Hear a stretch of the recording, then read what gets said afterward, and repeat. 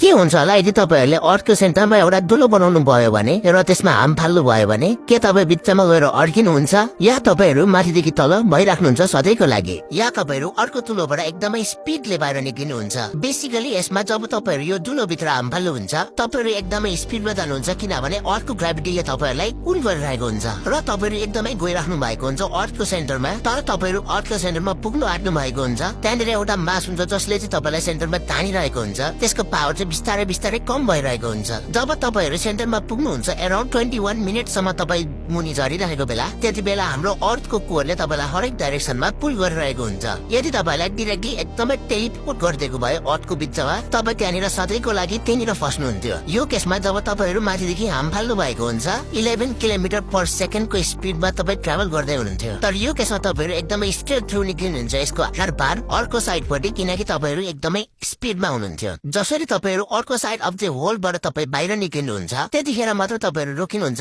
अनि फेरि भित्र तपाईहरु जानुहुन्छ यदि तपाईलाई अर्को साइडमा कसैले पक्रेन भने यदि तपाईलाई कसैले पनि क्याच गरेन भने तपाई यसरी नै माथि तल एकदमै रबर ब्यान्ड जस्तो हुनुहुन्छ अर्को भित्र सधैँको लागि र अहिलेसम्ममा पनि पुरै दुनियाँमा अहिलेसम्म यो खनेको छ भने त्यो चाहिँ 1/3 भाग हाम्रो क्रस्टमा गरिएको छ अनि त्यो पनि गरिएको थियो 1970s मा यदि तपाईलाई यस्तै खालको भिडियो मन पर्छ भने मलाई फलो गर्नु नबिर्सनु होला र यो रिल्सलाई लाइक गर्नु नबिर्सनु होला।